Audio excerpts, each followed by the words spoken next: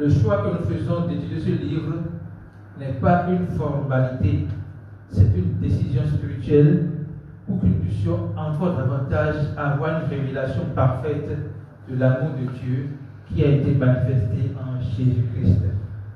Alléluia. Avant de commencer, je voudrais savoir si tout le monde a ce livre ici.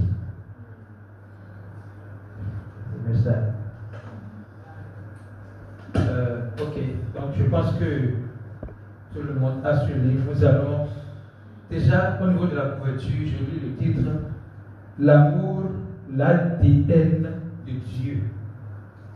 L'amour, l'ADN de Dieu. Le choix de ce mot ADN n'est pas anodin, ce n'est pas un choix en l'air. Quand l'auteur dit l'amour, l'ADN de Dieu, il fait référence à une réalité que nous pouvons comprendre. Quand on parle de la filiation sur cette terre, lorsqu'on veut reconnaître que telle fille, tel garçon est l'enfant de telle personne, on dit qu'on va faire le test d'ADN. L'ADN fait référence à des caractéristiques précises de telle personne. Dieu a un ADN et son ADN s'appelle amour. Dieu a un ADN et son ADN s'appelle amour. Et la manière dont on voit Dieu s'identifie à nous, c'est lorsque nous avons l'ADN de Dieu en nous. Et comment on peut dire qu'on a l'ADN de Dieu en nous? C'est en recevant l'ADN de Dieu par la foi. Jésus, l'amour manifesté dans la chair, est l'ADN de Dieu qui est venu sur la terre, qui a souffert pour nos péchés, qui a été crucifié et qui est ressuscité le troisième jour. Lorsque nous croyons en cette vérité, nous recevons en nous l'ADN de Dieu de manière instantanée. Dans notre esprit, nous sommes régénérés par le salut de Jésus-Christ qui nous confère l'ADN de Dieu. Alors quand l'auteur dit ici l'amour, l'ADN de Dieu, il est en train de nous préparer à savoir que la manière dont Dieu trouve ses enfants, la manière dont Dieu dit telle personne est mon enfant, c'est lorsque cette personne porte en lui l'ADN de Dieu. Alléluia. C'est que cette personne est née de lui. Et comment est-ce qu'on est né de Dieu? Dans 1 Jean 5, verset 1, on pouvait lire que quiconque croit que Jésus est le Christ est né de Dieu. Donc, ce qui nous fait naître de Dieu, ce n'est pas nos œuvres, ce n'est pas notre moralité, mais c'est Dieu lui-même. C'est notre foi en ce que Jésus est le Christ. Lorsque nous croyons que Jésus est le Christ, nous sommes nés de Dieu. Il n'y a pas de protocole. Lorsque nous croyons que Jésus est le Christ, nous sommes nés de Dieu. Mais quand Jésus lui-même expliquait à ses apôtres, pour les gens, qui dit-on que je suis? Jésus voulait leur révéler que c'est lui le Christ. Parce que jusqu'à ce moment, les gens attendaient le Christ, mais ne connaissaient pas le Christ. Il leur dit, qui dit-on que je suis? Le résumé de leur réponse, c'est que pour les gens, tu es un apôtre, tu es un prophète. Jésus dit, non, je ne suis pas qu'un prophète. Et pour vous donc, qui dites-vous que je suis? C'est pour savoir si les apôtres ont tout au moins la révélation de qui il est. Et puis il a répondu, tu es le Christ, le Fils du Dieu vivant. Et il répond il dit à Pierre, oui, le Christ va souffrir dans la vie des anciens pour montrer Quand on dit que le Christ va venir, ce que le Christ va faire pour prouver que c'est le Christ là, ce n'est pas faire des miracles, ce n'est pas rassembler de grands mondes, non.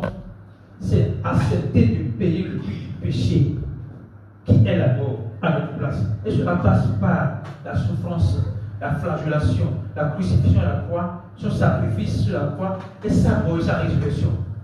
C'est ainsi que Jésus a démontré qu'il est le Christ. Et celui qui croit que Jésus est le Christ est né de Dieu. Donc celui qui croit que Jésus est le Christ porte en lui l'ADN de Dieu. Pas l'ADN d'un être humain, mais l'ADN de Dieu. Cet ADN qui est incorruptible.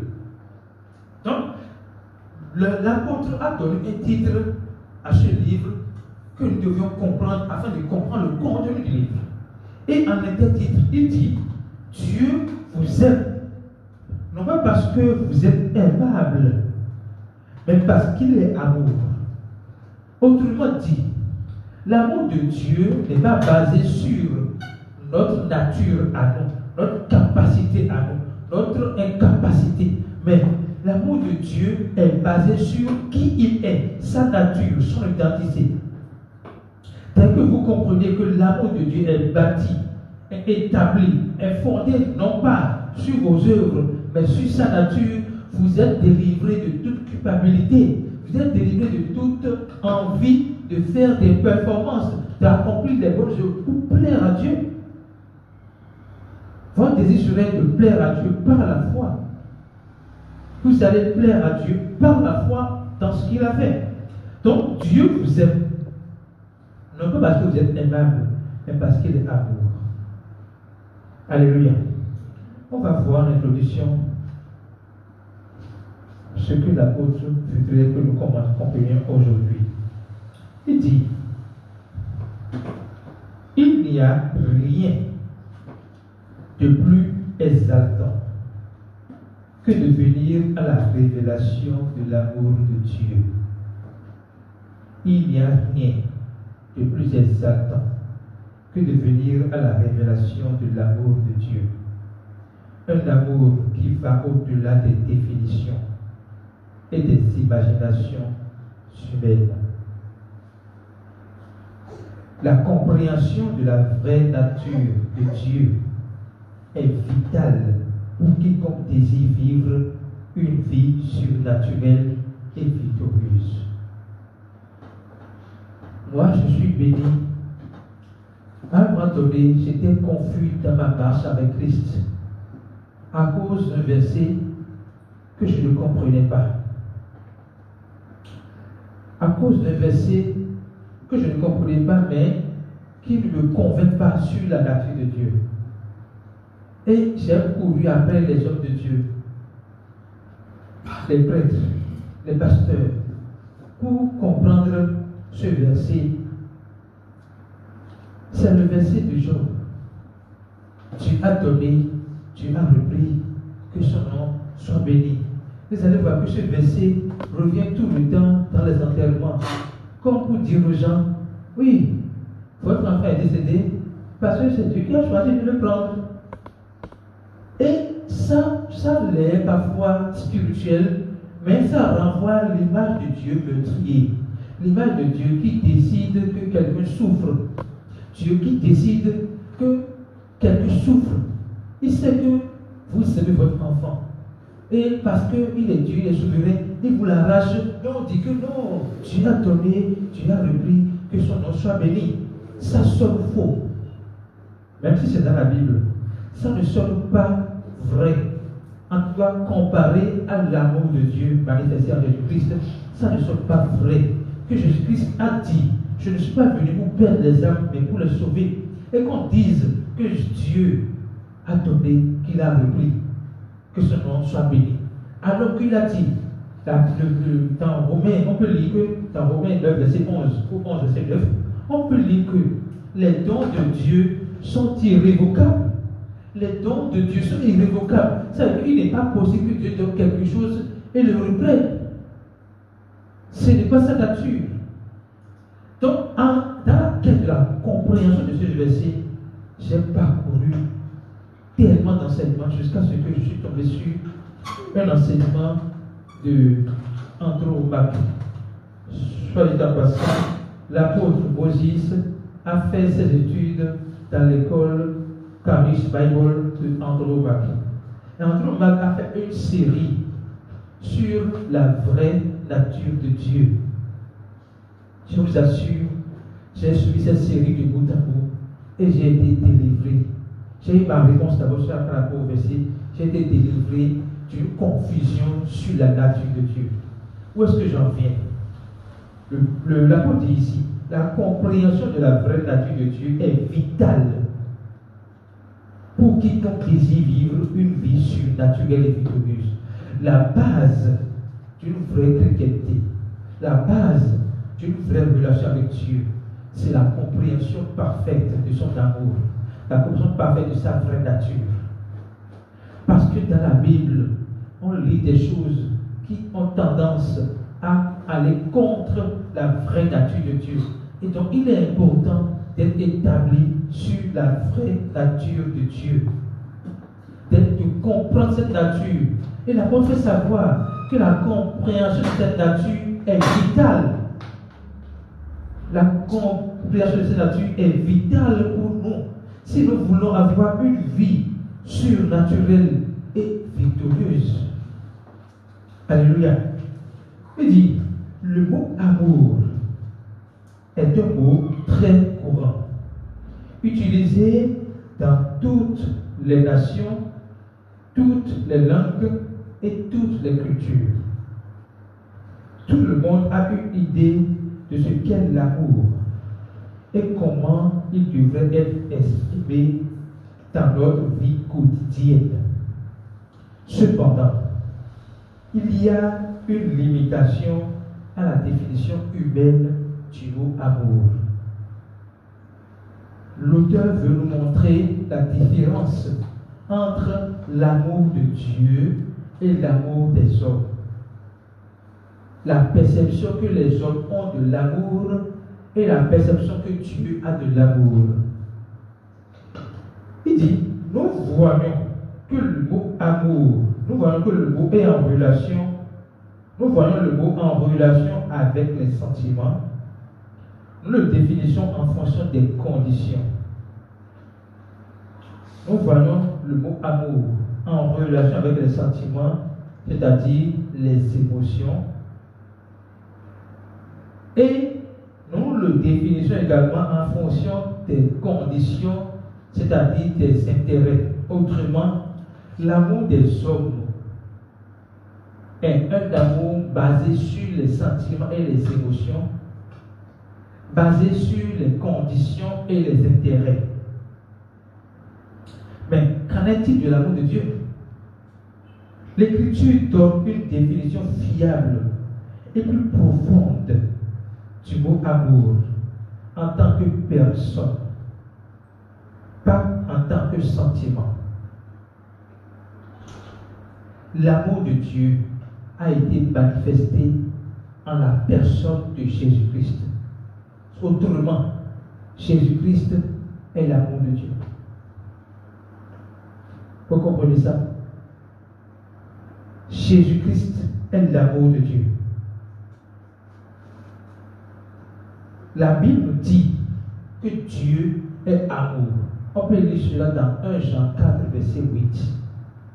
Dieu est amour. Dieu est amour. La Bible dit Dieu est amour. Dieu égale amour. Le nom de Dieu, c'est amour. La nature de Dieu, c'est amour.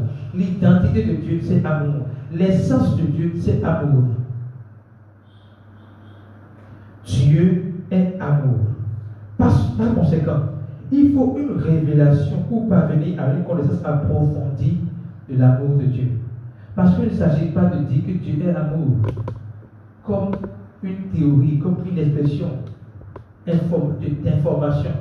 Mais nous devons parvenir à une révélation profonde que Dieu est amour. Alléluia. On nous a peut-être enseigné dans les écoles de dimanche, les groupes d'études bibliques, même dans les églises, que Dieu est amour. Mais aussi longtemps que cette vérité ne reste qu'une information, nous ne pouvons pas voir Dieu comme il est. Aussi longtemps que cette information, cette vérité reste pour nous une information, nous ne pouvons pas voir Dieu comme il est réellement et nous ne pourrons pas profiter de ce qu'il nous a déjà donné à travers Christ. Autrement, par Christ, Dieu nous a révélé son amour. Mais si nous n'avons pas la révélation de Christ, nous ne pourrons pas manifester ou jouir de ce que Christ a fait à la croix pour nous. Et ce que nous faisons aujourd'hui, ce n'est pas juste une répétition, c'est pour que nous puissions parvenir à une vraie compréhension de l'amour de Dieu, pour être à même de bénéficier, de recevoir la plénitude de son amour dans notre vie. Alléluia. Une connaissance révélée de la nature de Dieu est donc nécessaire pour une relation stable avec Dieu. Une connaissance révélée de la nature de Dieu est donc nécessaire pour une relation stable avec Dieu. Vous savez, Dieu met l'accent sur un point important. La raison pour laquelle Dieu n'a pas un amour émotionnel, que l'amour de Dieu n'est pas basé sur les émotions et les sentiments, c'est parce que Dieu est esprit. Jean 4, verset 24. Dieu est esprit. Ça veut dire qu'en tant qu'esprit, il n'a pas d'âme. Il n'a pas d'émotion. Parce que l'émotion, les émotions, les sentiments sont cachés dans l'âme. Mais Dieu est esprit. En tant qu'esprit, il n'a pas d'émotion. On ne pouvait pas le rendre content ou le rendre triste. Ce n'est pas possible. Parce que lui, il est esprit. C'est parce que vous avez prié 24 que Dieu va se réjouir dans son cœur. Parce qu'il est esprit. Tu es content. Parce qu'il est esprit, il est amour. Et c'est son amour qui le définit. Ce n'est pas votre prière, votre incapacité à prier qui le définit. Ce n'est pas votre prière ou votre incapacité à prier qui change sa relation avec vous. Il est amour. Et il le manifeste à temps et à contre-temps. Alléluia. Maintenant, l'apôtre Paul pria pour les croyants d'Éphèse en ces termes. En sorte que Christ habite dans vos cœurs par la foi, afin qu'étant enraciné et fondé dans l'amour, ici nous parlons de l'amour de Dieu bien sûr, vous puissiez comprendre avec tous les saints quelle est la largeur, la longueur, la profondeur et la hauteur, et connaître l'amour de Christ qui surpasse toute connaissance, en sorte que vous soyez remplis jusqu'à la plénitude de Dieu. Éphésiens 3, verset 17 à 19. L'apôtre Paul, l'apôtre Moïse révèle une puissance dans la prière de Paul. La puissance sur les 4 dimensions de l'amour de Dieu. La puissance sur le fait que la meilleure connaissance qu'il faille avoir sur cette terre, c'est la connaissance sur la 4 dimensions de l'amour de Dieu. C'est la connaissance sur l'amour de Dieu révélé dans les 4 dimensions. Et quelles sont les 4 dimensions de l'amour de Dieu? La largeur de son amour.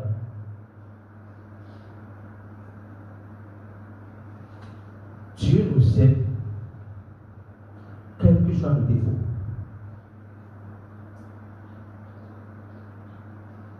Quand on parle de largeur, c'est la tolérance exagérée de Dieu. Dieu nous aime, quels que soient nos défauts. Dieu aime les braqueurs de route. Dieu aime les voleurs. Dieu aime les sorciers. Pourquoi je le dis et pourquoi je le sais? Parce qu'il est amour.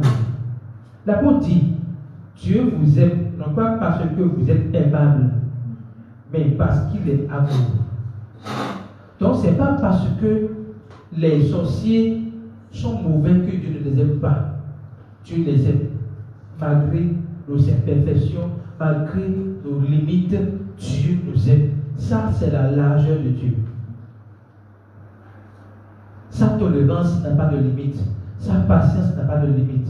Et quand nous voyons largeur, commencez par voir dans l'infini. Ce n'est pas une largeur d'une distance définie, mais c'est une largeur sur l'infini.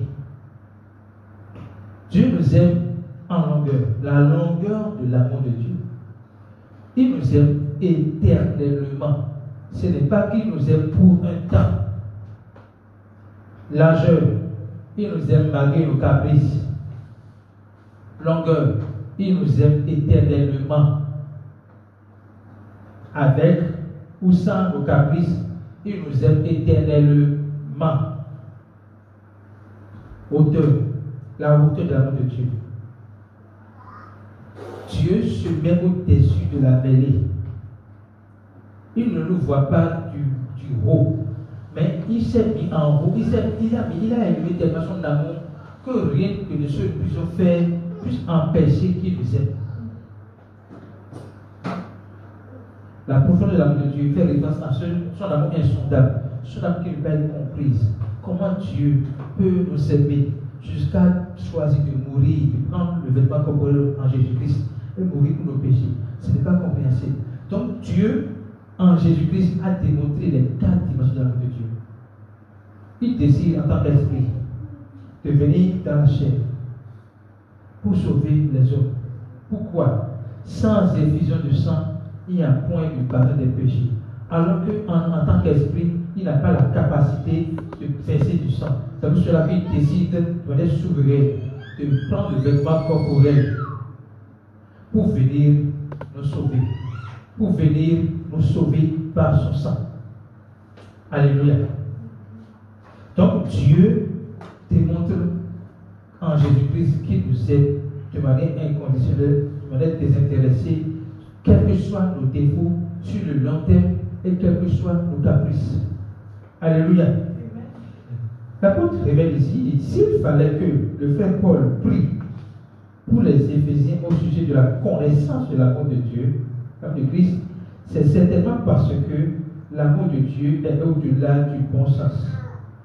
Mais un sens pour un homme qui est parvenu à la révélation du vrai caractère de Dieu. L'amour de Dieu, même, l'amour est la nature même de Dieu. Le psalmiste dit et décrit la nature de Dieu en déclarant ceci: l'Éternel est miséricordieux et compatissant, lent à la colère et riche en bonté.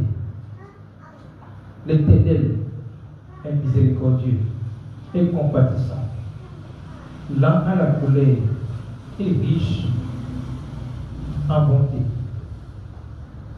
Je voudrais qu'ensemble nous voyions lent à la colère.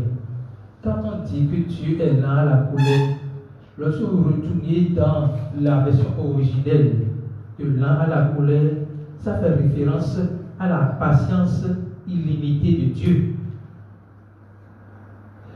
Le verset est en train de montrer que Dieu est infiniment patient, parce qu'en Dieu, il n'y a point de colère. La parole dit, dans 1 Jean 4, 1 ou 1 Jean 4, 1, je crois, Dieu est lumière, et en lui, il n'y a point de ténèbres. Dieu est lumière, et en lui, il n'y a point de ténèbres. Ça veut dire que quand on parle de colère fait partie des ténèbres.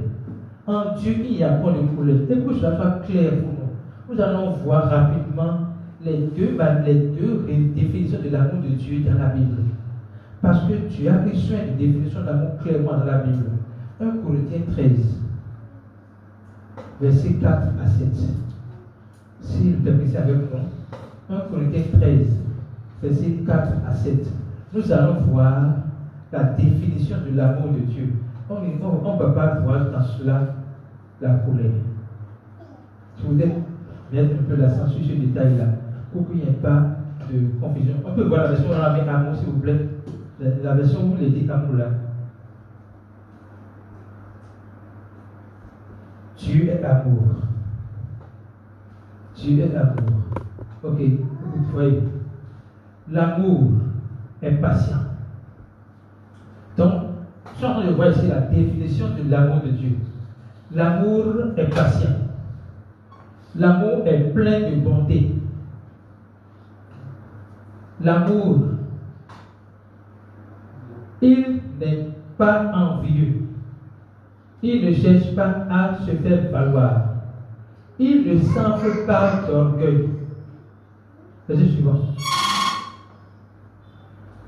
Il ne fait rien d'inconvenant.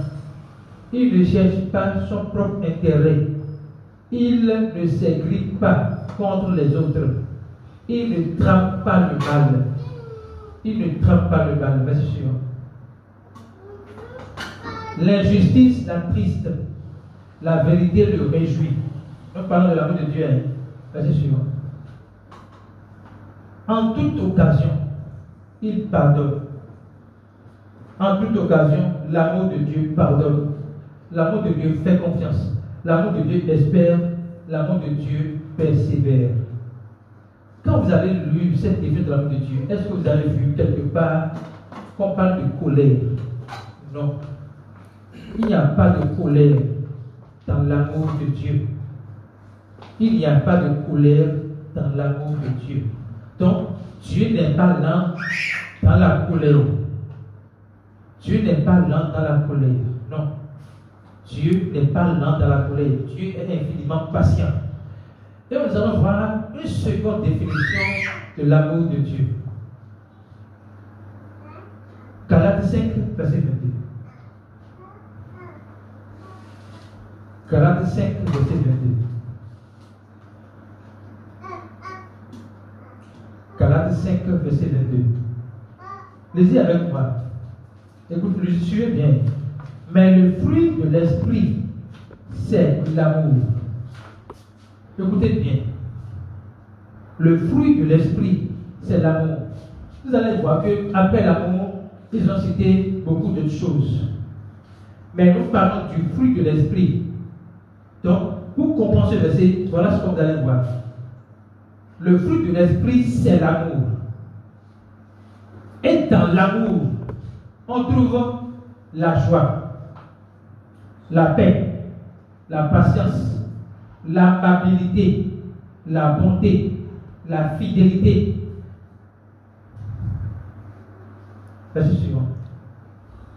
Dans l'amour, on trouve la douceur, la maîtrise de soi. La loi ne condamne pas certes de telles choses. Où est-ce que j'en viens? Quand on vient de voir les caractéristiques de l'amour de Dieu, aussi bien dans 1 Corinthiens 13, verset 4 à 7, et dans Galates 5, verset 22, est-ce qu'on y a trouvé la colère? Non. Il n'y a pas de colère en Dieu.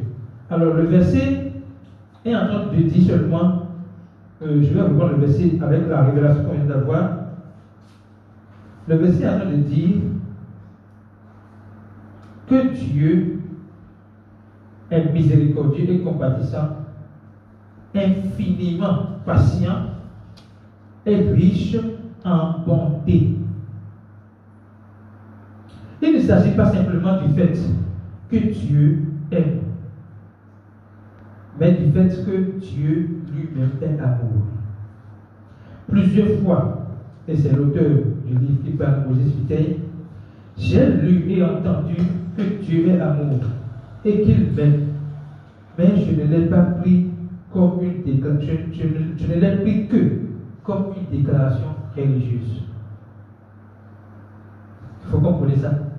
Il a déjà entendu parler de ce que Dieu est amour, mais sans comprendre la profondeur de ce que cela signifie. Parce qu'il n'a appris seulement cela avec sous l'angle de la religion. Oui, Dieu est amour. Dieu est amour. Dieu est amour. Mais il ne comprenait pas ce que cela signifie. Alléluia.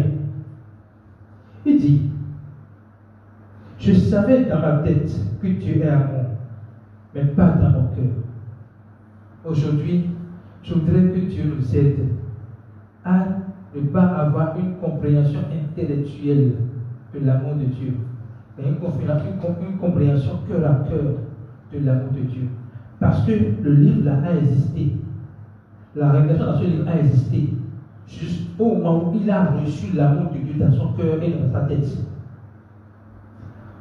Le livre là a existé.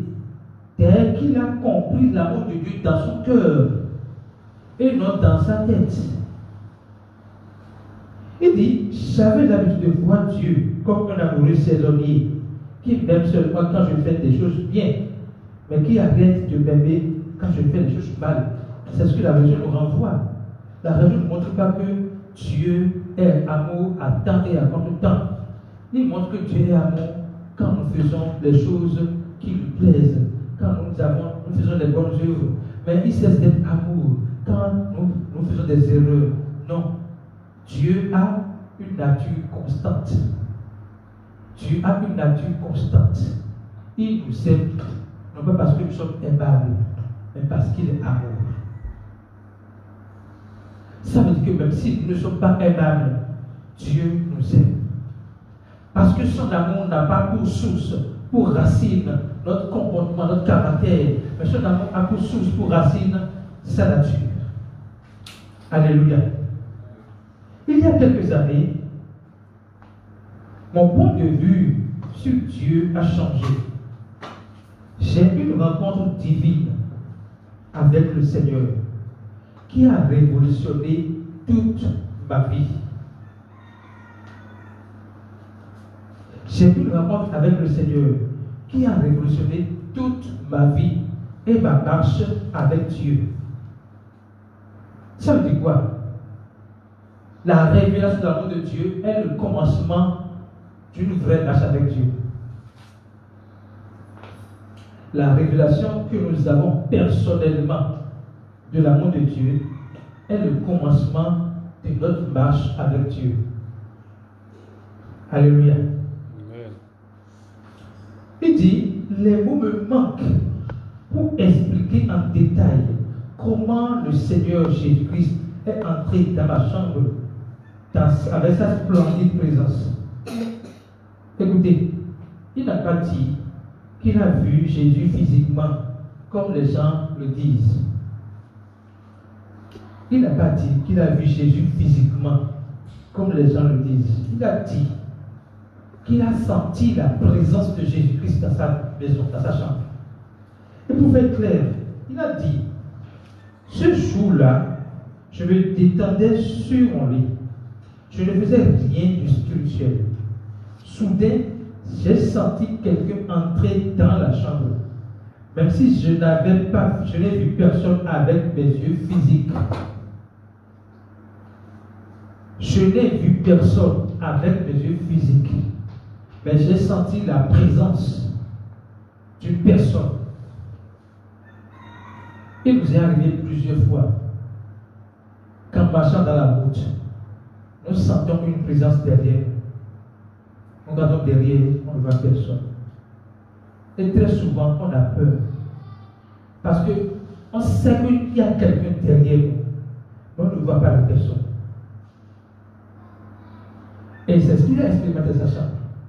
Il a senti la présence de Dieu, sans voir Jésus physiquement avec ses yeux. Mais dans son esprit, il savait que c'est Jésus-Christ qui était entré. Comme j'étais émerveillé par le soudain changement atmosphérique, j'ai entendu Jésus m'appeler par mon nom. Et il a dit, je t'aime.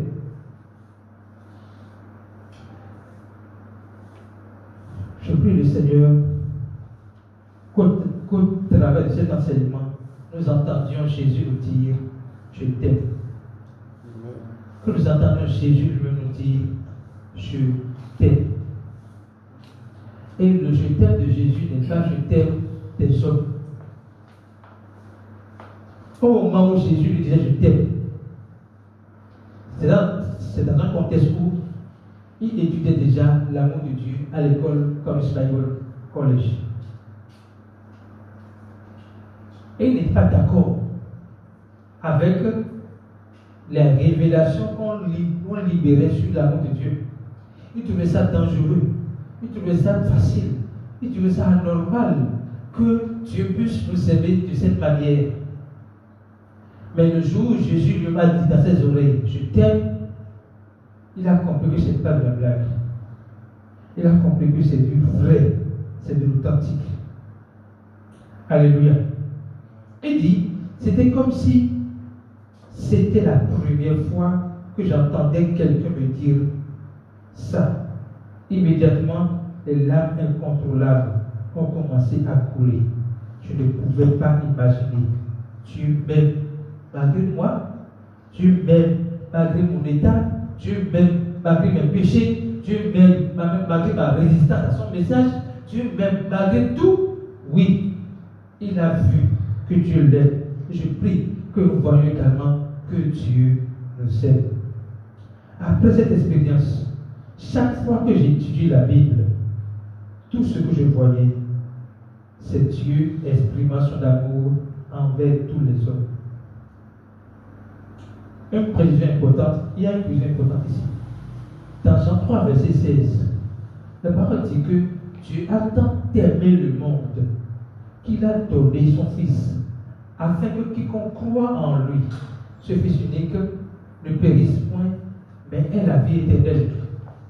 Et l'apôtre Moïse révèle ici que, après l'expérience qu'il a faite avec Dieu, chaque fois qu'il étudie la Bible, tout ce qu'il voyait, c'est que Dieu exprimait son amour envers tous les hommes.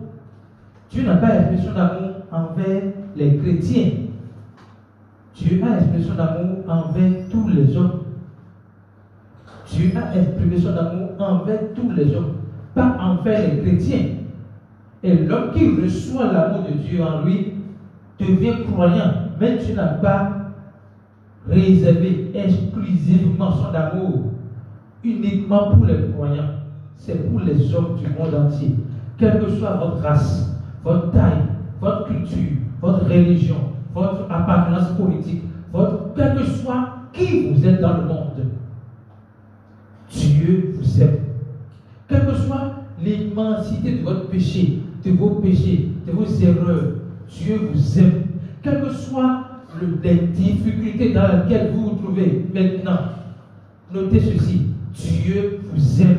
Quels que soient les défis auxquels vous faites face aujourd'hui, et vous êtes confronté à une difficulté qui vous empêche de voir l'amour de Dieu, écoutez bien ce que je dis, Dieu vous aime.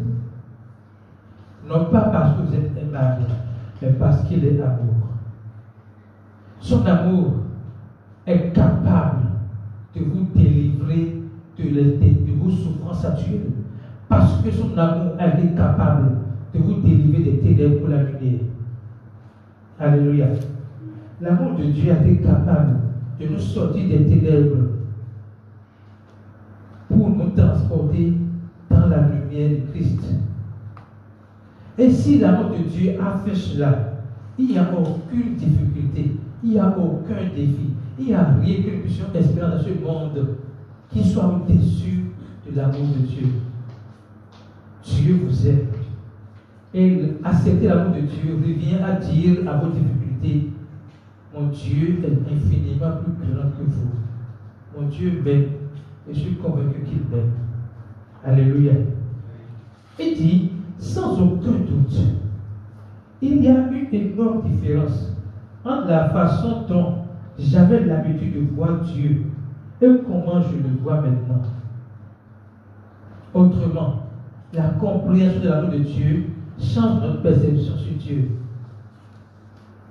Et implicitement, notre relation avec lui.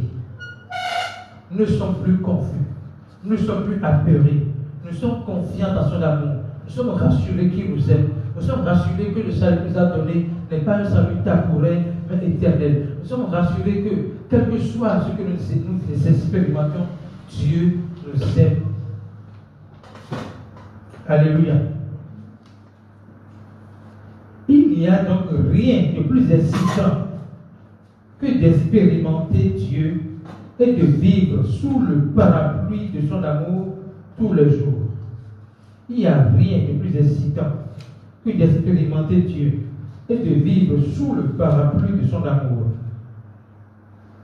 Alléluia.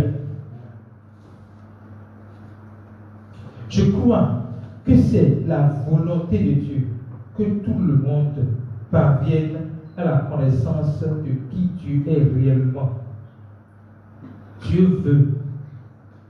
Dans 1 Timothée 2, versets 3 et 4, Dieu veut que tout le monde soit sauvé. Et que tous ceux qui sont sauvés parviennent à la connaissance de la vérité. Pourquoi? Pourquoi Dieu ne s'arrête pas seulement à vouloir que nous soyons sauvés?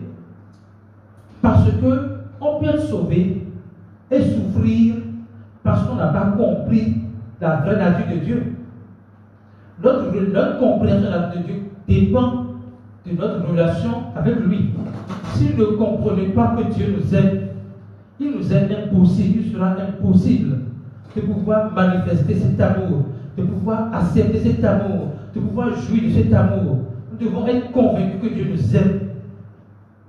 Nous devons être convaincus que Dieu nous aime sans condition, afin de jouir de ce qu'il nous a fait, de la mort pour nos péchés, de sa mort pour nos péchés, de son ensevelissement dans la résurrection. Nous devons comprendre que Dieu nous aime afin de jouir des bénéfices liés au sacrifice qu'il a accompli pour nous. Nous devons comprendre que Dieu nous aime. Et ça va nous aider à être libérés des fausses idées sur Dieu, de la présentation erronée qui a été déjà faite sur Dieu, de la confusion que le monde a sur Dieu. Et l'apôtre finit par une prière. Il dit qu'il voudrait qu'en lisant ce livre, le Seigneur nous révèle sa vraie nature. Dieu veut déjà nous révéler sa vraie nature. Dieu veut nous révéler sa vraie nature.